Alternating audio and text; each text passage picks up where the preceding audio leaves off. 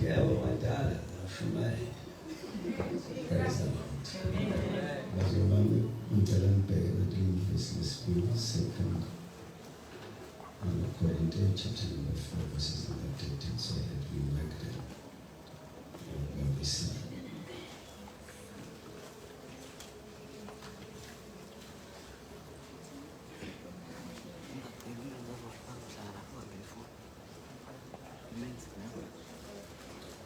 Second Corinthians chapter number 4 verses 13. We have the same spirit of faith according as it is written. I believe and therefore I have spoken. We also believe and therefore we speak. Lokhu sinawo lo moya ukukholwa njengoba kulotshiwe ukuthi ngakholwa ngakho ngiyakhuluma nathi siyakholwa ngakho siyakhuluma. Amen. Romans chapter number 10. Is that right? Amen. Romans chapter number 10 verses number 17. So then faith cometh by hearing, and hearing by the word of God.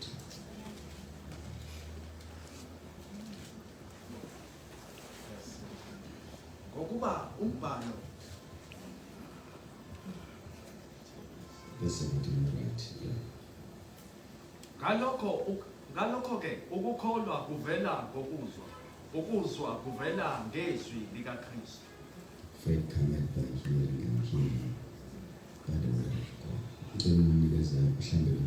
Verse Hebrews chapter number 4 verse 2. We are temporarily about Hebrews chapter 4.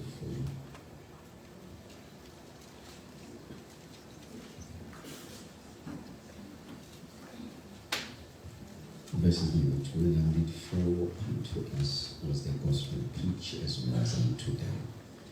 But the gospel, the word of God, the message preached, did not profit them, not being mixed with faith to them that heard it.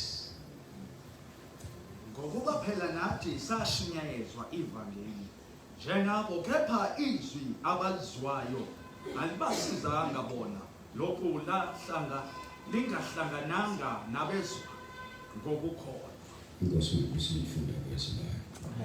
Bazalwane ngifuna sithathe nje uphutha uthulu bese ngiqedela uqala lithi faith is never silent. Where faith is, there's confession, because the expression of faith is confession. Umuntu mayithula kakhulu. Mawubona umuntu ekhuluma ngoba khona sekukholile. Where faith is, there's confession. And a confession is an expression of faith. I'm saying that confession is an expression of faith. Mawukholwa usekukholwa. Umlomo usathula. Mawubona umuntu ethulile ngoba ayikho into ayikholile. Uma umuntu ingekho into ayikholile ngoba azwanga lutho. Ngoba ukwazi ukukholwa ngezwa. Isystem yokholwa ukufika kweso. Uma izwi nafika ukukholwa lokho. Amen. Kufanele kufike izwi bese kuba khona ukukholwa. Uma kukhona ukukholwa bese kuba khona ukukhuluma. Ukukhuluma kuyi-product yokukholwa, ukukholwa kuyi-product yesu. So uma izwi ungalizwanga ukukholwa lokho. Funa uhlukanise phakathi kokubizwa ngekholwa nokuba nokholwa. Into ezithu siyamakholwa. But mase kuthiwa uyakholwa is another direction. Repeat. Njengoba samukela uJesu siyamakholwa sonke siyamakholwa. Le ndlela igcwele amakholwa. Amen. But umehluko ukuthi uma sekufunakala onokholwa. When we place a demand, ngegama obiza ngayo. Umubaba wayenza lento waza uJesu nabafundi bakhe nengane ikula. Mangafika nayo ingane bayithandazela abafundi bangalo.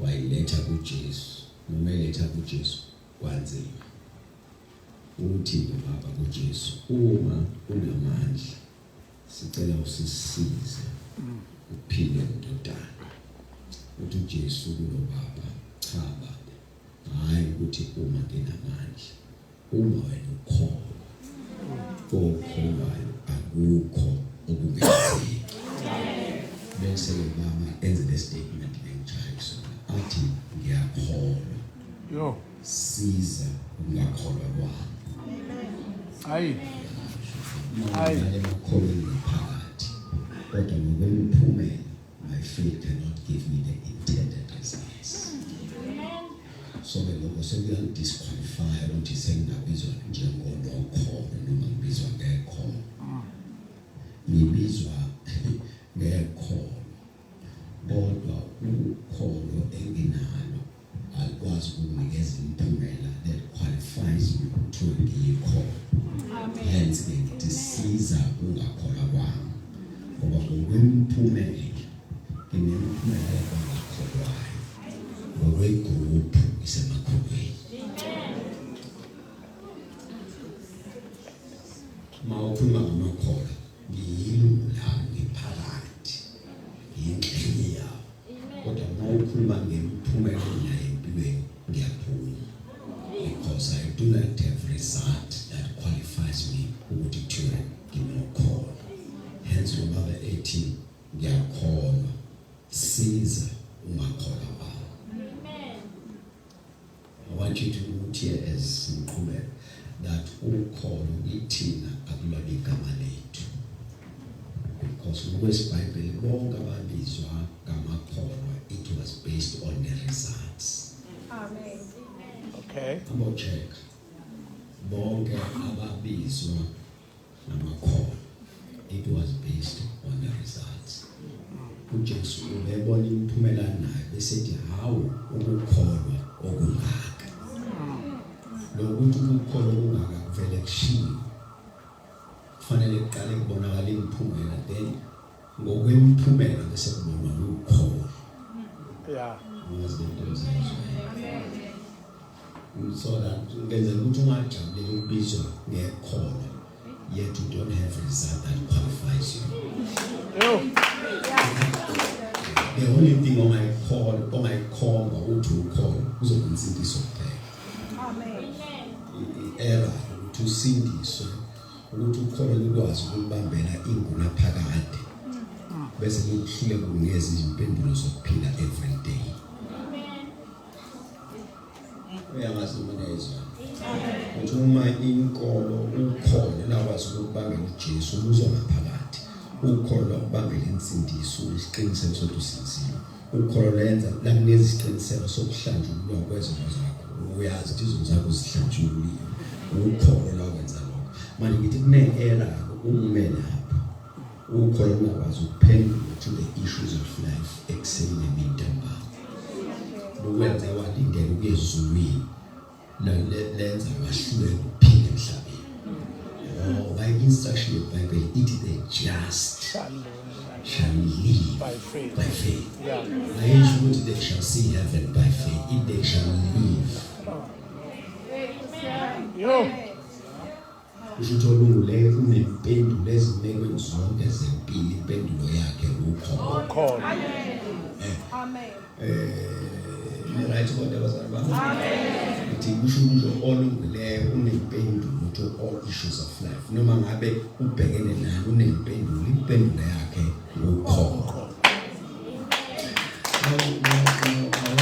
I want you to take it from here.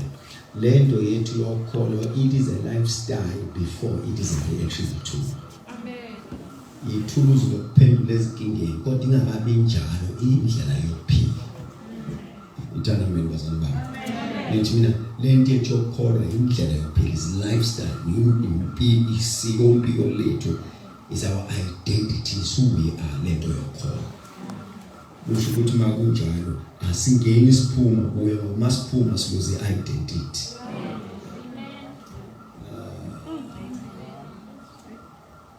Nilalela bazalwane.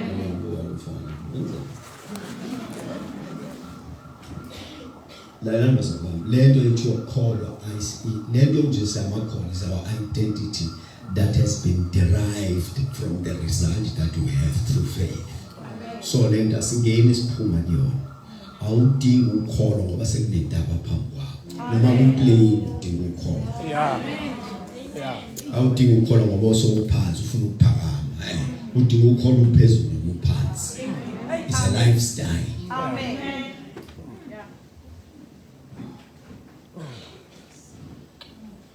So in this lifestyle, this none of we call no so calling ukukholwa indlela yokuphila kusho ukuthi ke noma ngabe ubhekene nani empilweni impendulo ozohamba uyifuna will draw from you. Yeah. And uthatha impendulo uyithatha ukholweni lokho luyithatha uyithatha ezwini. So uma izwi lingekho ukukholwa unaso isizathu sokuphendulela. Ukukholwa kufanele lidonse izwi. Ukukholwa lula. Let me put it this way. When there's no word, faith becomes hope. Okay. Okay. Uma izwi lingekho ukukholwa luba yithemba. Lento ongayazi ukuthi iyokwenzeka yini ukuthi uyobona sekwenzeka. Oh yeah. Kanti uma ukukholwa luthi manje. Yeah. Ngikhumbula umama wafika nengane kuJesu wathi hayi ingane yakho wathi uJesu akakabi isikhathi. Ngathi yaba ngokwewashi akakabi isikhathi. Kwasho ukuthi ukukholwa kamama luthi manje.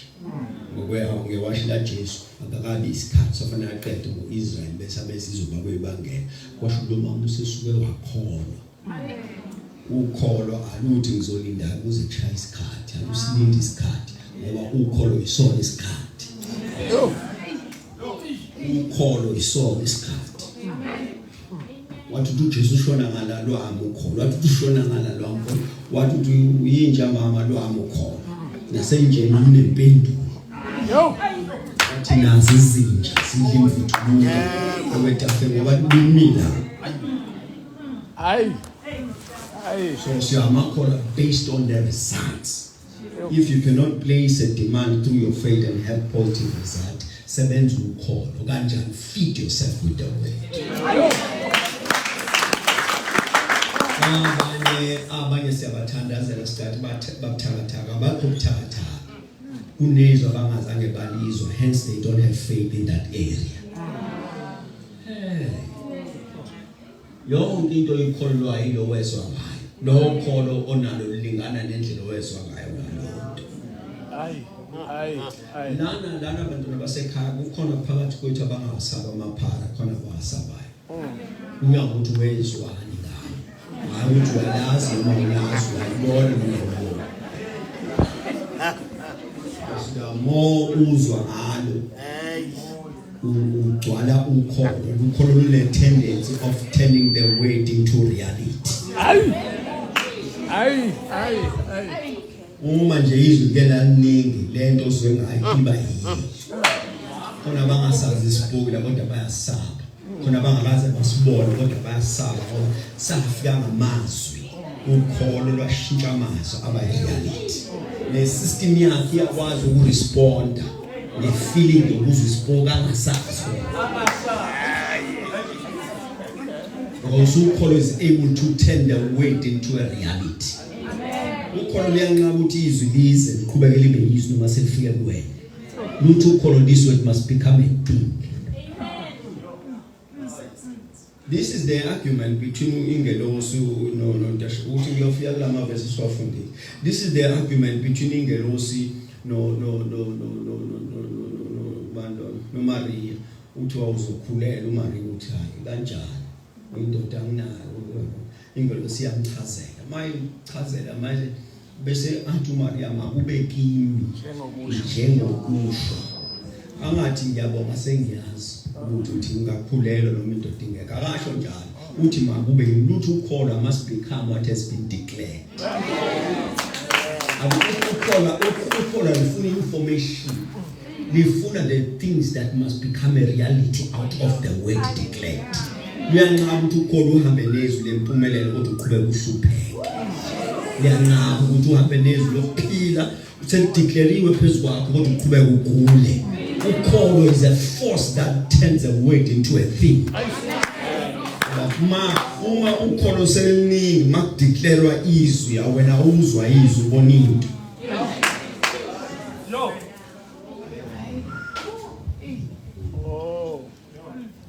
So when the word comes, then that word gives you a thing. Then because it is now a thing, so namagans okuyikhuluma ungayikholwanga ayikholwa ungayizwanga. So when the word comes, the force is okondla UkuKholwa. The force is ukuthi lokho sekudeclarewe kube njalo. So awazi ukukhuluma kanti awukholwanga. Now zonenzela nje kube lula ufelo lomjitha sorry ufelo Lazarus ungazi umjitha ufike nini parents Satan ufelo Lazarus ufike seya uJesu uyafika mafika uJesu uhlangana noMartha uLazarus bene osisababi uhlangana noMartha umoya Nkosi bokhona ngawona wethu abafanga. Kodwa ke Nkosi ngiyazi ukuthi noma yini oyicelayo namanje uNkulunkulu angakwenzela yona uJesu ajabule. Wathi awusho kanje uzovuka kunakwena shintsha. Athi uyazi ukuthi umhlaba uphela. Nothi mayefika uthi noma yini oyicelayo manje ungenzakala. Bese uJesu amthatha kulawo masu. Wathi ake sikhavat sepage nelot uthi namanje khona kungenzakala. Anenda uJesu uzovuka bese ethi hayi ngiyazi uyovuka ngomhlaba uphela. Bese uJesu asilungiseke. Wena wazi umhla kanti umhla yini. Manje njoba bekufanele ukuthi mongibuka ukuthi nanku umhla uphela. I am the resurrection and life. Alright? Ama levels uMaria uMartha lento uyikholwa kule level yo usubona imihla yabona namavesi uyawazi ochaza kahle utatisheka kahle. Njengalabo bala ithini abantu uJesu wabuya ngo70 AD ukuyo group yakhona ukuthi cha khona umusha ukuthi uJesu awukho umusha emhla imina. It's not a day mina I am the resurrection and life. Maria ezole statement uMartha ezothi kuba ngathi uzwile bese kufika usiswa khasho same statement uma wena Nkosi bokhona ngawumna kwethu angafanga uJesu angabusasho ukuthi uzovuka athi kulo nimbeke izoma dimension uMartha kufanele abe plain athi hayi uzovuka kulona akuze ukuthi lo nimbeke uMaria lento uMaria lo nimbeke uthi uyovuka. Hence, awubusenze uMaria ekhuluma after that. Kunalokho kuthiwa sekuphambi kwethu. Kuthiwa susana ijabuyo uMartha. Amen. Martha ngicaphelisa. Phela for days ngakuthatha manje Jesu. Ngiyaqaphelisa ukuthi ehlazeni bese uJesu abheka ina adangishowe. Hayi. Uthi mawukholwa uzobona. Ngisho wena mawukholwa uzobona inkasini. Inkulumo yaMartha noJesu yinde.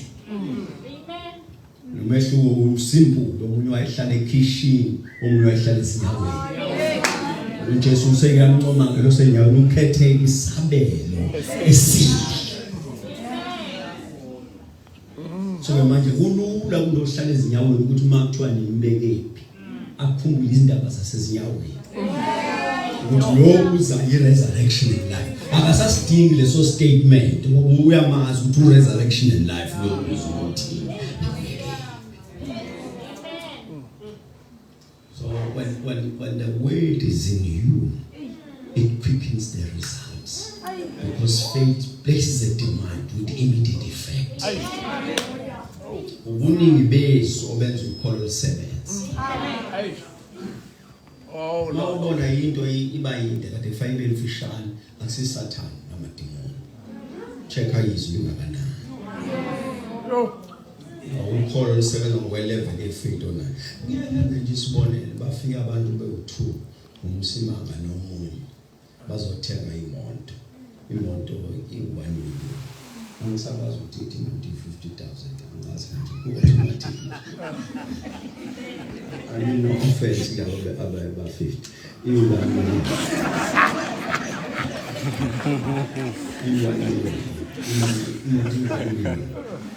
Bafike still a bank statement, still a proof of residence, still a pay slip, account to your application. It has been approved. Nancy, Nancy depositors or keeper was a proper installment 5 years or 72 months. The payment is over Angie. And it was long because we figure no Msimanga compensate you come. Money 1 million says okay, there's a check we are not getting account here, say garage. Oh, now we got to make as a 34 at in 5 minutes time. I told them our finance by check. But our finance no, there's been a transfer of 1 million. In Mondo, or usually cooking 5 minutes, or we cooking 5 years.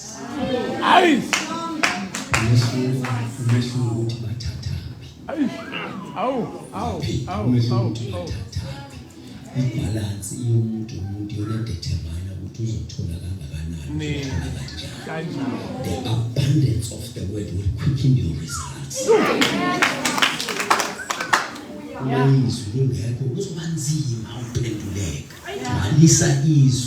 Then faith is the reason to place the demand. Oh. Yeah.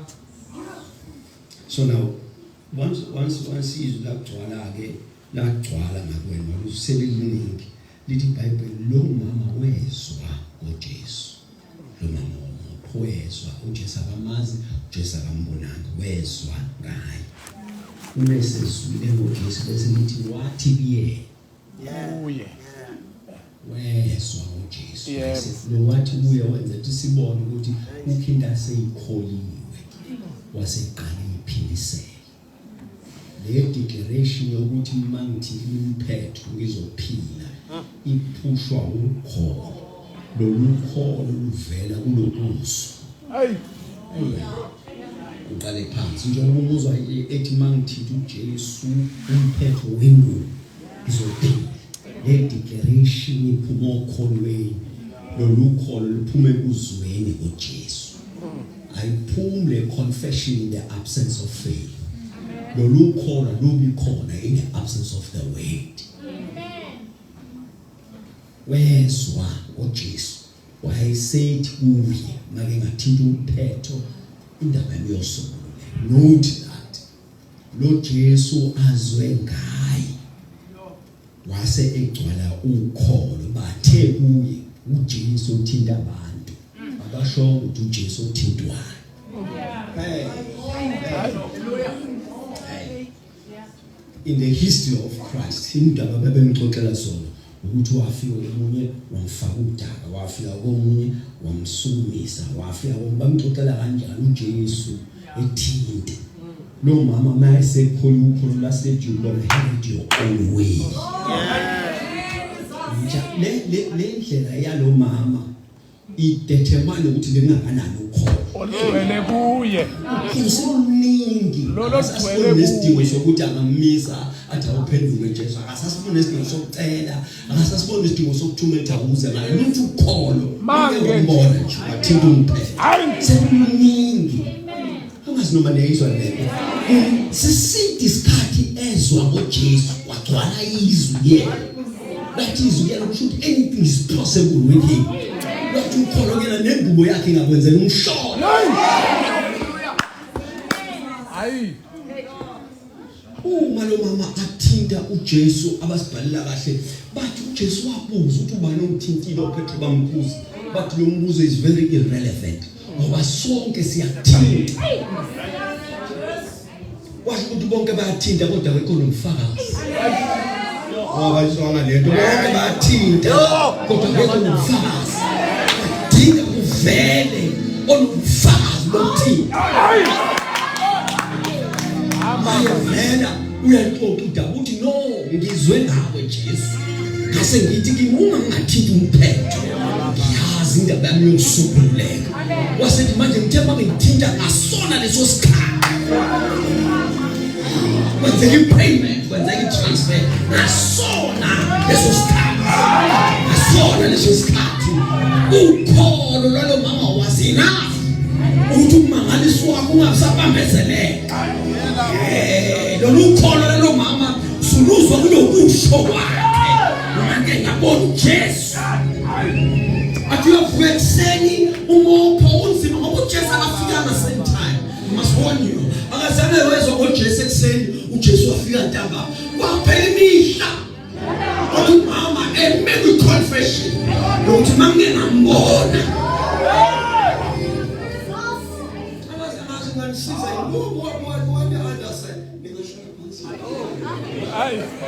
Ay. Buke report hello mama ufuna ngigoqa le nto lo mama buke report hello mama lo mama kuthiwa ngesikhathi eya kulabo abasizayo imeko yakhe was getting worse bamnika wona ibe worse wazobahlupheka waphela imali isifo sakhe samkhuthuza ehambe kokela bonke abakhokhela njalo mebuya la usizweni kuthi imeko yakhe was getting worse but not emva kokuthi esezwe ngoJesu ireport yokuba worse awusayithola emva kokuthi esezwe ngoJesu akubekshaki ukuthi she was getting worse uma yakulabo abasizayo thobe buyimeko yakhe ibhede kodwa mhla ezwe ngoJesu ukholo la sesimela noma worse awusaqhubeki until you see Jesus. But you call it to the life is coming. Mangena bona uJesu. Mangena bona uJesu indaba yakho. The confession yaphuma kulo mama yalokhe uJesu. uJesu had no business to come here. Kodwa the confession yahamba. Shanda yakosa.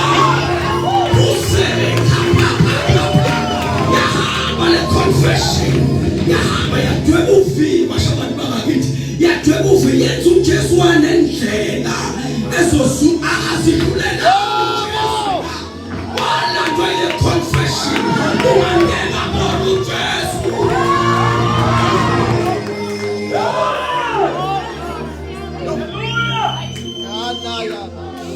ngabona uJesu bese ngithithi uphetha the confession yahamba yamlocate Bizwe bamunento esisebenzela yile lizwi yilo ukholo yomkhulu le lizwi yilo ukholo yomkhulu le lizwi yilo ukholo yomkhulu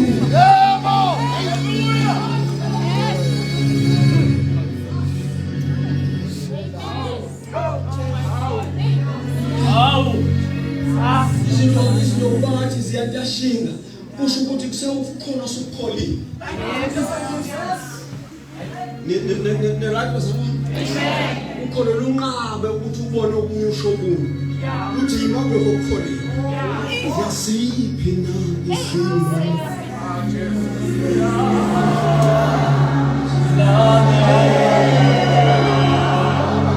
wena nomkhulu wakho ajulanga la ubaba wakho naye wafika kusho manje sowukholiwe khona igroup ongasangeni yona ukhona umlando ongasahlale kuwo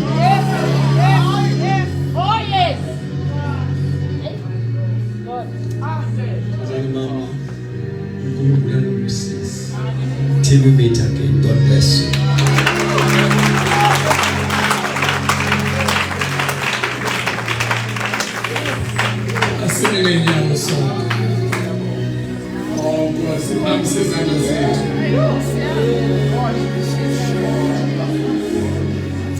Sivala behlethu nasi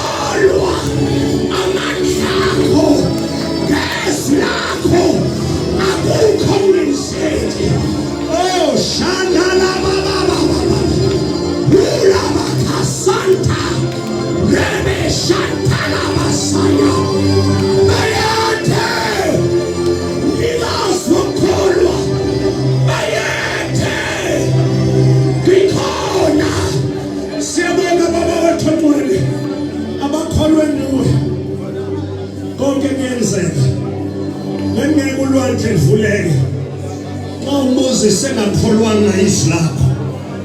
Hallelujah, shatala basaya. Siyabonga baba wethu ngcwele. Namhlanje ebusuku ukuthi uvusile amandla okukholwa phakathi kwebandla egameni likaKristu Jesu.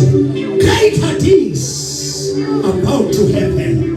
Ngoba bawukholwa uNkulunkulu wethu ongcwele uthi konke kuyenzeka. Siyabonga ukuthi siphuma lapha izinto ziyenzeka. Lokho esikhethile ukukholwa namhlanje siphuma kuyenzeka. Kwenzeka emsebenzini, kwenzeka emphakathini esikhulu. Kodwa namhlanje ngokukholwa siyabonga ukuthi kuyenzeka. In Jesus name we pray. Alishayele uNkulunkulu izandla enkulu. Simshayele izandla uJesu, simshayele izandla uJesu namhlanje, simshayele izandla. Kule prayer egameni likaJesu Kristu waseNazaretha. Kithela sonke